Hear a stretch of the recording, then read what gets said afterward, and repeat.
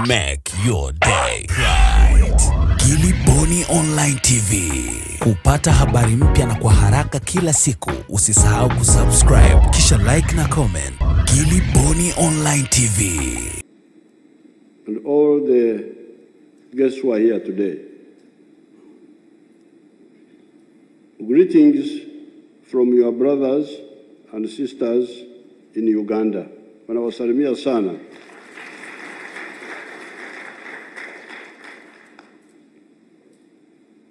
I am most grateful for His Excellency Magufuli's invitation to me to be present at the commissioning of this building that will not only contain the offices for the foundation, but will also raise money that will run the foundation. As a supporter of the foundation, I'm grateful to the government of Tanzania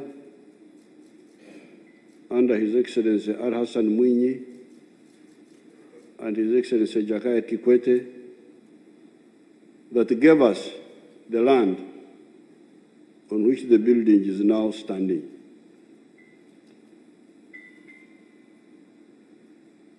I'm also grateful to the Chinese company, China Railway Construction Engineering Group East Africa Limited, that engineered the formula for funding this magnificent building. I must also salute Ndugu Utiku and the board members for persisting in upholding the vision of Mwalimu Nyerere.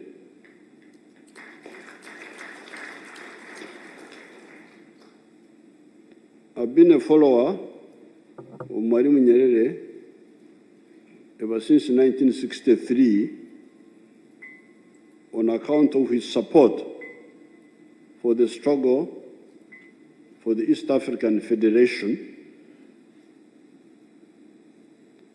his support for the armed anti-colonial struggle in Southern Africa, that half of Africa which was under colonial rule, for his support for our anti-Idi Amin struggle,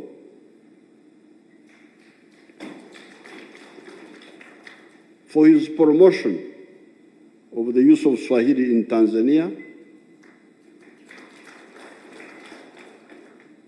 and for his pro-people and pro-unity policies within Tanzania that kept Tanzania peaceful for all these years.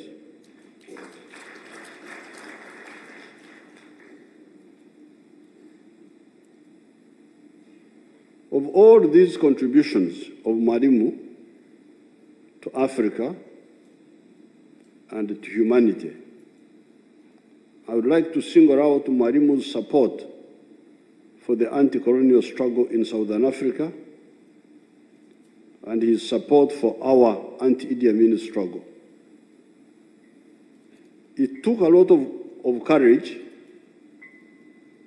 deep ideological conviction, and foresight for him to stand out alone with Mzee Kenneth Kaunda and Mzee Seletsa Kama in his support for the armed struggle in Southern Africa and also in supporting us against Idi Amin.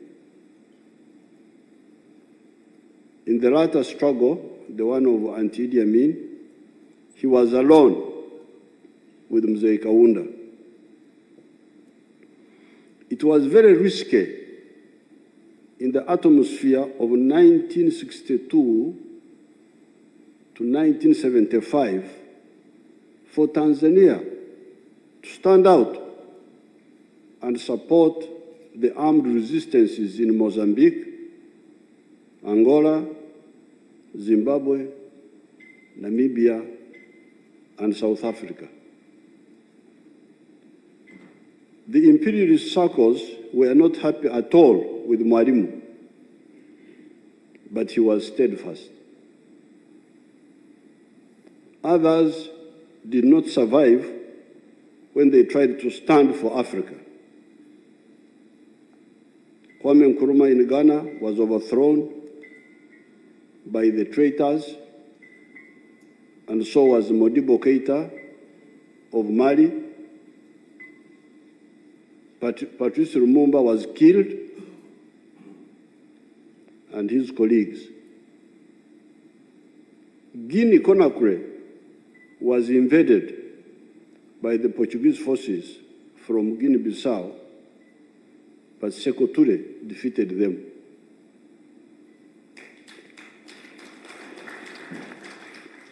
The Portuguese forces planted landmines in the Rovuma Valley. And right here at the Surrender Bridge, there is a bridge called Surrender Bridge. I was actually 200 meters away from that bridge in a nearby small hotel that was called Sun and Sand. I think that building was turned into a police post later. Later on, I came to learn that it was not the Portuguese that planted that bomb, but South African racist commandos that landed from a submarine. This information was got from a book known as The Secret War, written by a racist South African commando. Idi Amin invaded the Kagera salient because of Mwalimu standing with us, although by that time the geostrategic situation had somewhat improved with the victory of the nationalist forces in Mozambique, Angola, and Guinea-Bissau. Mwalimu was not only courageous, but he was also skillful and decisive. These qualities of his eventually contributed to all the victories African freedom fighters have achieved in Mozambique, Angola, Zimbabwe, Namibia, South Africa, Uganda, Rwanda, South Sudan, and Congo, DRC.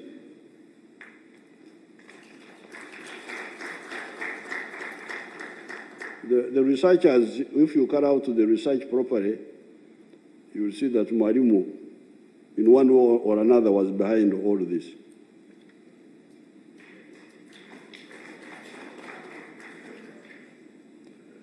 The decisive way he handled the mutiny of the small Tanganyika Rifles in 1964, I am sure, saved the liberated zone for African freedom fighters that enabled Tanzania to become a strategic rear base for all the people's armed resistances in Eastern, Central, and Southern Africa.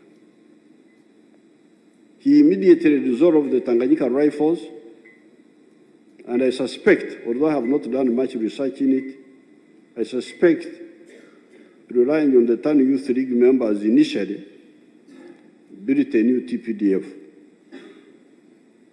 Many of the generals and officers that I operated with in our anti-Idi Amin struggles had been TANU Youth League members.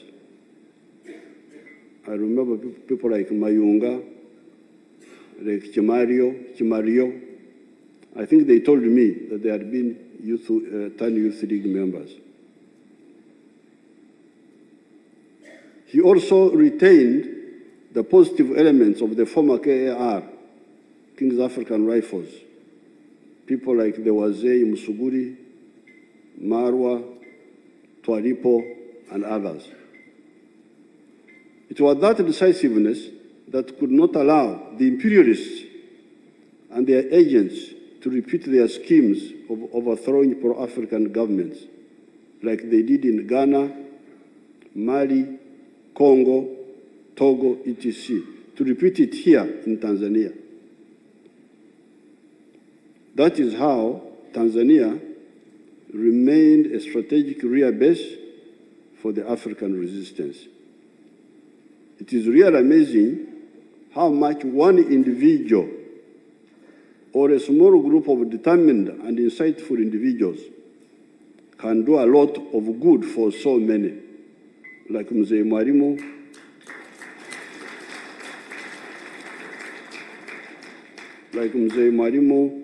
and his TANU colleagues did for Africa. In Uganda, we shall never forget this solidarity.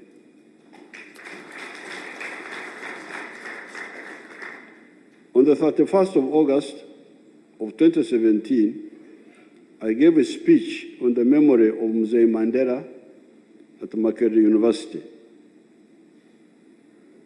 In that speech, I pointed out that by 1900, the whole of the African continent had been colonized by foreigners except for Ethiopia. This continent being conquered by foreigners was very risky. Other people who were conquered by foreigners never survived as free people again. Some never survived at all. Where are the Red Indians of the United States of America and Canada? If you go to America now and you look for these people, you will not easily see them. Where are the Aztecs of Mexico? Where are the Incas of Peru? Where are the Caribs of the Caribbean islands? Where are the Aborigines of Australia? Where are the indigenous Indians of Brazil and Argentina? You can only see the remnants of the American Indians in places like Bolivia, where people like President Morales at last emerged in the year 2006. By the 1950s, in my primary school at Chamate, this is in Uganda, Ugandan teachers reading from printed textbooks were teaching us about the white highlands of Kenya, that Kenya was white highlands. This was in textbooks. It was not something people were reading from their heads. That was the part of Kenya that had been taken over by the foreign populations, not to live with the Kenyans, but to eliminate the Kenyans and take their land and heritage. I do not have to talk about South Africa, Zimbabwe, Namibia, Angola, or Mozambique, where the situations of displacing Africans were even more dramatic than in Kenya. Therefore, by 1900, with the total conquest of Africa, the situation of the Africans was very grave. In that speech of Makerere, I analyzed how and why the conquest came about. How was Africa conquered? Africa is 4 times the size of the United States. How could all this land be conquered as if it was occupied by people who didn't know what to do? We do not have time or space here to recapitulate the points contained in that speech, but that booklet, I will give it to the center. The main cause, however, was clearly the bankruptcy of the African chiefs, who for almost 400 years could see the looming danger of these foreigners, but did nothing to reorganize themselves. Beginning with 1498, when Vasco da Gama went around the Southern African tip of Africa, until 1862, when Huntington Speke came to Uganda looking for the source of the River Nile, was a lot of time of warning that should have woken up the chiefs of Zanzibar, Pwani, Coast, Central Tanzania, Dodoma, Tabora, the Lake region, Mwanza, Shinyanga, Bujinja, Karagwe, Buhaya, Rwanda, Burundi, Uganda, or even Eastern Congo, that a new danger was coming and appropriate action should be taken collectively. Nothing of the sort was done. Instead, the chiefs were busy fighting one another. Hence, the total conquest and the risk of extermination. Some of the African chiefs resisted, but resistance was always scattered and isolated. Mukwawa, Kabarega, Mwanga, etc., they tried, but they were not coordinated. That is why they were defeated. That's why the imperialists, defeated them one by one. By 1900, therefore, the tasks that faced African peoples were the following, in my view.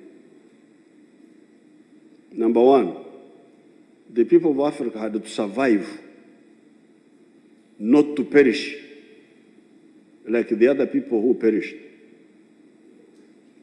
And the Africans survived because they do not easily die.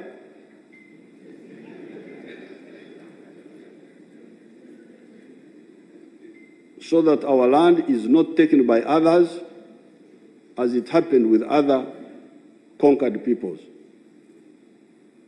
Number two, they had to organize at a supra-tribal level so that they could defeat the colonialists and expel them to regain our independence, because organizing resistance at only the tribal level had failed. Number three, ensure democracy for the African people for the first time in 4.5 million years of human existence. Because under most of the chiefs, there was no democracy but primitive brutality, and under colonialism, there was no democracy.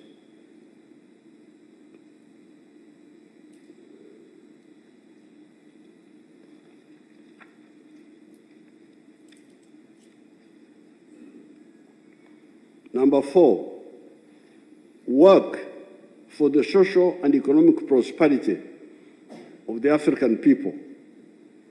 Because the African people had missed out on the Industrial Revolution that started taking place in Europe since the invention of the printing press by, as I said at the other function, by Johannes Gutenberg in the year 1438,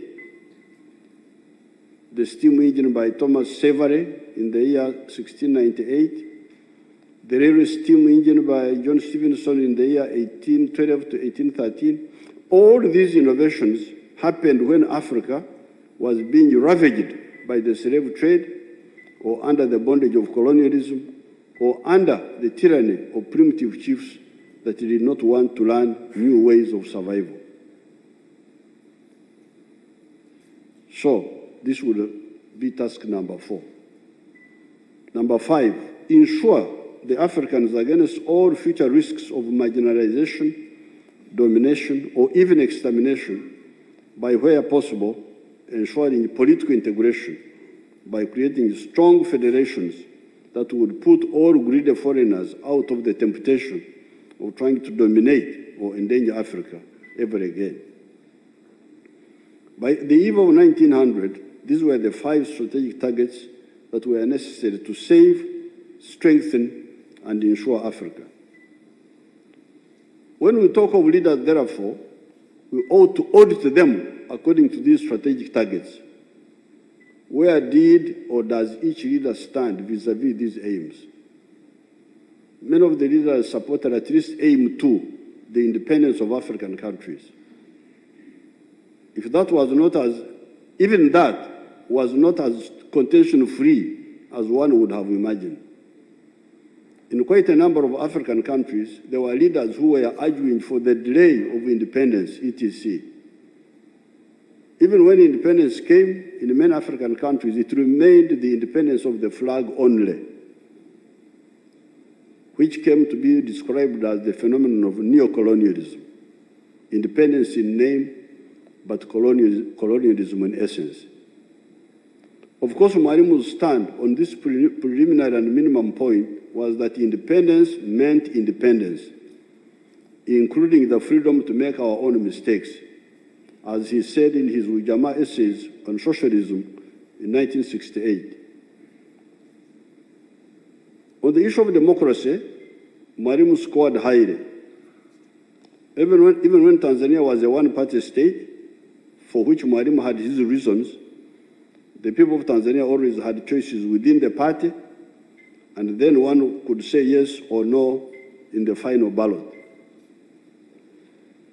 Mwalimu took this stand because even when there was multi-party elections of 1961, TANU had scored 82.8%, almost total unanimity.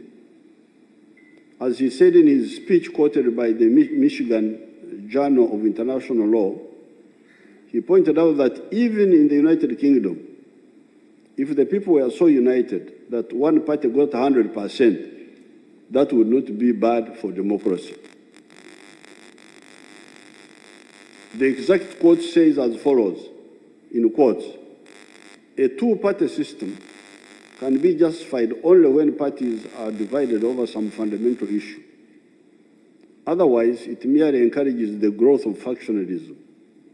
If you have two parties, but no fundamental differences, then you immediately reduce politics to the level of a football match. Because in a football match, you must have two sides, even if they have no quarrel, but just to prove who can play better, that's all. Ni mchezo, wanafikiri siasa ni mchezo. So Mwalimu was saying that politics is not a football match, where because it is a mchezo, you must have two sides, or a debate in a school, the proposers and the opposers. Mkuu wa chuo kikuu kishiriki cha Marian Maruko cha Mtakatifu Agustino Sauti anapenda kuwatangazia umma kwamba chuo kinaendelea na udahili wa wanafunzi katika ngazi ya shahada kwa mwaka wa masomo 2019-2020 katika masomo yafuatayo: Bachelor of Science in Mathematics and Statistics, Bachelor of Education in Science, Physics and Mathematics, Bachelor of Education in Science, Geography and Biology, Bachelor of Education in Science, Geography and Mathematics, Bachelor of Education in Science, Physics and Biology. Muombaji awe na ufaulu wa angalau D2 kwa kidato cha 6 na kuendelea, au na stashahada kwa kiwango cha ufaulu wa GPA 3.0 na kuendelea katika masomo ya science. Namna ya kuomba kujiunga: tembelea tovuti yetu www.maruko.ac.tz au fika chuoni Marian Maruko, Bagamoyo. Ada ya udahili ni shilingi 10,000. Kwa maelezo zaidi piga simu nambari 0769832937 au 0713751098 na